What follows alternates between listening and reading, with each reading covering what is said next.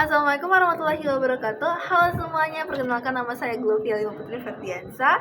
Saya dari K1 akan menjawab pertanyaan dari soal mid semester dengan mata kuliah Attitude Building. Jadi soal pertama yang saya ambil adalah Anda baru menyadari bahwa Anda memiliki ketakutan yang mendalam terhadap kegagalan yang secara tidak sadar selalu menghalangi Anda untuk mengambil tantangan baru, termasuk mendaftar beasiswa yang sangat Anda inginkan. Setiap kali ada peluang besar, Anda menentukan alasan untuk menunda atau mundur. Pertanyaannya, berdasarkan prinsip mengenali diri sendiri, bagaimana langkah-langkah konkret Anda untuk menghadapi dan mengubah ketakutan ini menjadi kekuatan? Jelaskan bagaimana pengetahuan tentang kelemahan ini akan mengaruhi keputusan dan motivasi Anda selanjutnya. Oke, saya akan menjawab pertanyaan nomor 1. Di sini berdasarkan prinsip mengenali diri sendiri. Jadi prinsip mengenali diri sendiri itu ada dua, yang dimana ada identitas sama reputasi. Nah, identitas adalah sudut pandang diri kita sendiri. Kalau reputasi adalah sudut pandang orang lain terhadap diri kita. Yang dimana itu ada 4 macamnya. Yang pertama, ada yang kita ketahui sendiri tapi orang lain tidak tahu. Kemudian yang kedua, ada yang kita tahu, orang lain juga tahu. Yang ketiga, ada yang kita tidak tahu dan orang lain tidak tahu. Dan yang terakhir, ada yang kita tidak tahu dan orang lain tidak tahu juga. Saya izin mengulangi soalnya lagi, yaitu menyadari bahwa Anda memiliki ketakutan yang mendalam terhadap kegagalan. Nah, di sini posisinya berarti dia takut buat gagal, takut dengan apa yang dia coba itu selalu gagal. Tapi sebenarnya kita tidak bisa menentukan hal itu, karena kita nggak tahu kan pendapat orang lain itu bagaimana. Jadi menurut saya kita harus tetap harus mencoba. Kemudian bagaimana langkah-langkah konkret Anda untuk mengubah ketakutan ini menjadi kekuatan? Oke. Pertama, saya mungkin akan meminta saran dan motivasi dari keluarga, teman-teman terdekat saya untuk agar saya tuh bisa mengembangkan diri. Karena dari saran dan motivasi yang mereka berikan itu akan membuat saya lebih mengenal diri saya, karena mungkin mereka membuka suatu hal yang tidak saya ketahui tapi orang tersebut tahu. Begitulah saya bisa mengenal diri saya. Kemudian ada jelaskan bagaimana pengetahuan tentang kelemahan ini akan memengaruhi keputusan dan motivasi Anda selanjutnya. Kemudian jelaskan bagaimana pengetahuan tentang kelemahan ini akan memengaruhi keputusan dan motivasi Anda selanjutnya. Baik, di sini kalau misalnya kita dari soalnya, kita tetap mempertahankan ketakutan kita yang mendalam terhadap kegagalan, terus kita kayak nggak mau berubah gitu kan, itu mungkin sangat berpengaruh karena kita nggak akan berani mengambil keputusan, sehingga peluang-peluang yang mungkin bagus buat kita ke depannya, terus juga buat sukses itu mungkin ya karena kita nggak berani mencoba, kita nggak akan mendapatkan hal yang bagus gitu. Namun sebaliknya, kalau misalnya kita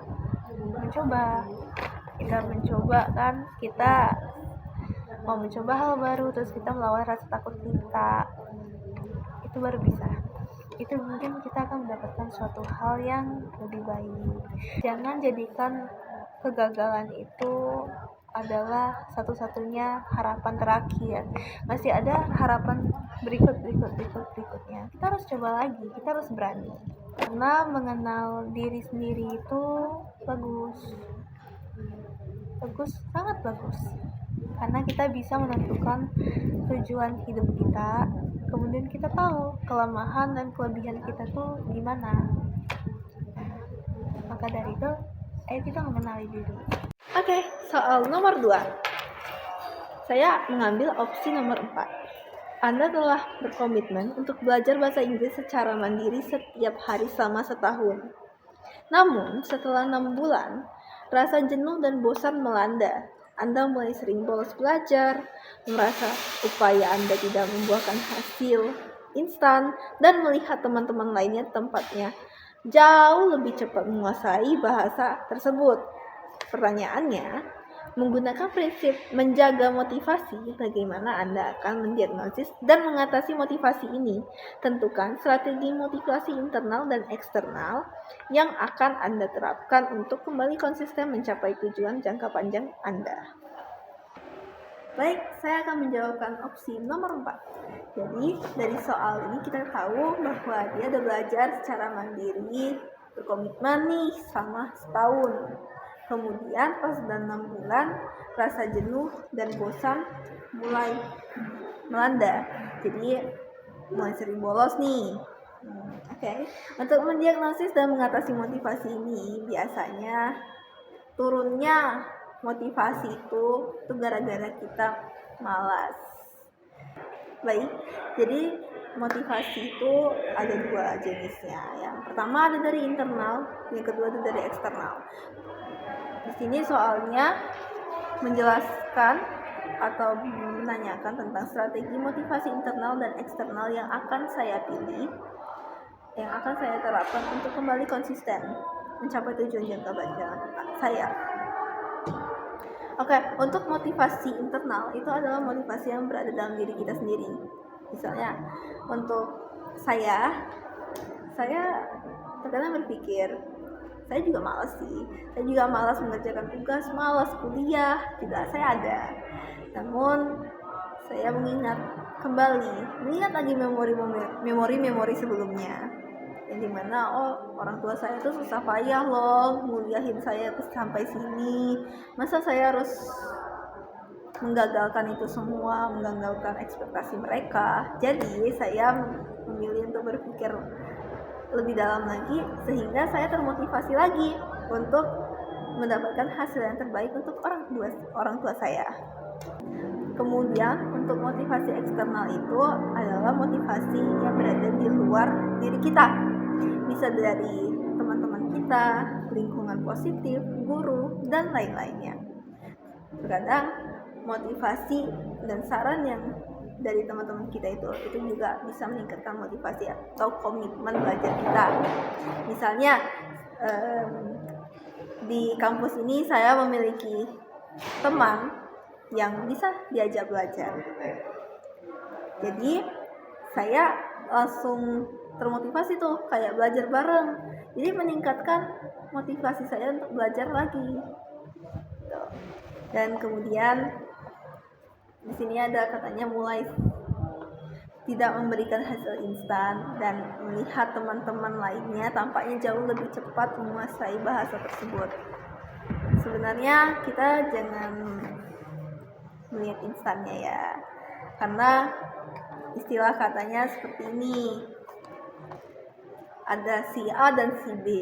Jadi si A ini dia berkecepatan 20 km per jam, sedangkan si B itu dia 100 km per jam untuk mencapai mall tersebut. Memang si B ini memang lebih cepat, namun si A ini lambat, tapi intinya itu sama. Mereka sama-sama ingin mencapai ke mall, sama-sama mencapai ke tujuan akhir. Jadi kita harus lihat tujuan akhirnya, jangan lihat perjalanannya gitu. Jadi kayak biarlah kita lama memahami, sulit memahami. Yang jelas tujuan akhir kita tuh sama. Baik, saya akan menjawab soal nomor 3. Untuk nomor 3, soalnya saya pilih opsi nomor 5. Yang dimana saat presentasi mata kuliah, dosen Anda tanpa memasang ekspresi datar, tidak tersenyum dan sesekali melihat jam tangan. Setelah presentasi selesai, dosen hanya memberikan komentar singkat dan langsung mempersilahkan kelompok lain. Anda langsung berprasangka buruk, meyakini bahwa dosen tidak menyukai Anda dan presentasi Anda sangat buruk.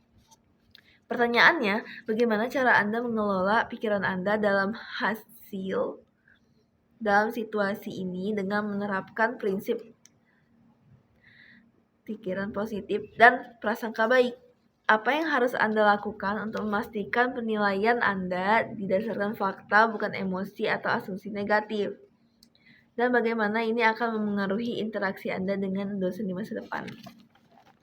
Oke, saya ingin menjawab dari prinsip pikiran positif dan prasangka baik, dosen yang berekspresi datar dan sesekali melihat jam tangan, itu bukan berarti dosen itu tidak suka sama kita.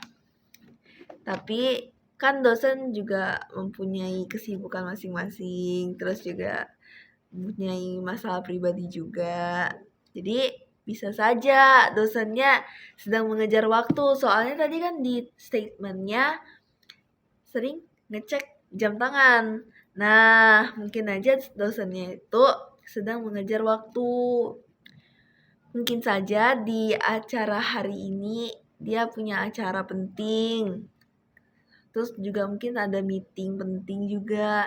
Namun di sisi lain dia ada kelas juga di hari itu. Terus kita juga harus melakukan evaluasi terhadap presentasi yang telah dilakukan, seperti mengetahui letak kurangnya di mana. Biasanya di sebelum kita presentasi itu ada namanya cara penilaiannya. Misalnya contoh, kalau misalnya presentasi lewat lihat HP nggak ke audiens, nah itu sebuah penilaiannya kurang dan lain-lain sebagainya. Jadi kalau misalnya kita merasa sudah maksimum, sudah bagus gitu ya presentasinya, kita nggak perlu khawatir. Namun kalau misalnya kita memang ngerasa buruk, ya udah gitu, nggak, ya mau kayak mana, karena sesuai kan dengan usaha kita. Hal ini akan mengaruhi interaksi kita dengan dosen di masa depan. Mengapa? Karena kita pasti akan mencoba untuk presentasi lagi kan. Terus kita juga udah tahu cara penilaiannya, kita juga mengerti dosen itu juga mempunyai masalah pribadi atau ada kesibukan juga. Jadi mungkin kita bakal mencoba buat presentasi lebih baik lagi dari sebelumnya. Maka dari itu tetaplah berprasangka baik, karena gak mungkin dosen gak suka gitu sama kita, pasti suka kok. Saya akan menjawab soal nomor 4, yang dimana soal nomor 4 ini saya pilih opsi nomor 7. Oke, di sini Anda menerima kritik yang sangat keras, pedas, dan disampaikan di depan umum oleh mentor Anda. Meskipun sebagian kritik itu benar, cara penyampaiannya membuat Anda merasa dipermalukan dan ingin membalas dengan argumen yang sama tajamnya. Pertanyaannya, jelaskan langkah-langkah kontrol diri apa yang harus Anda lakukan dalam 60 detik pertama setelah kritik tersebut diterima. Kemudian, demonstrasikan bagaimana Anda akan merespon kritik tersebut secara etis dan dewasa, baik lisan maupun nonverbal, untuk menunjukkan sikap profesional dan kesediaan untuk belajar. Oke, langkah-langkah awal kita untuk mengontrol diri yang harus saya lakukan dalam 60 detik pertama, itu mungkin saya akan menghela nafas. Kemudian saya akan mendinginkan pikiran saya, karena di situ posisinya pasti pikiran saya panas, saya pasti gondok, iya. Tapi saya harus mendinginkan pikiran saya terlebih dahulu sebelum berbicara.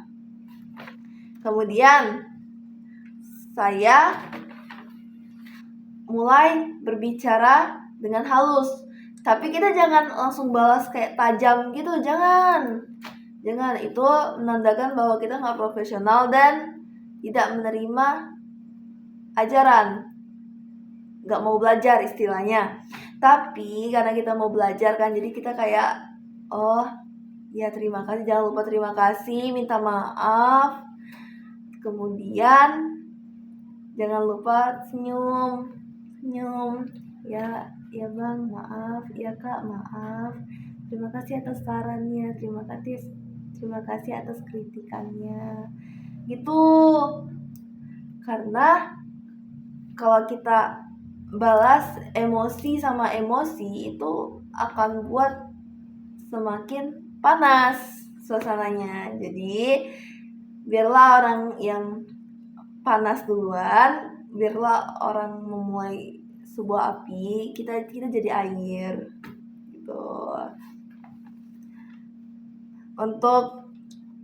Untuk menunjukkan sikap profesional dan kesediaan untuk belajar yang dia bilang tadi, itu kita jangan balik marah, balik caci maki, balik berargumen. Jangan. Kita harus berpikiran dingin, kita harus bisa mengontrol diri kita, jangan udah marah. Karena kalau kita dikritik pasti kita melakukan kesalahan. Karena di sini sebagian kritik itu benar. Jadi karena kita tahu kita salah, kita jangan menyalahkan diri. Jadi kita kayak minta maaf gitu, atau terima kasih juga buat sarannya.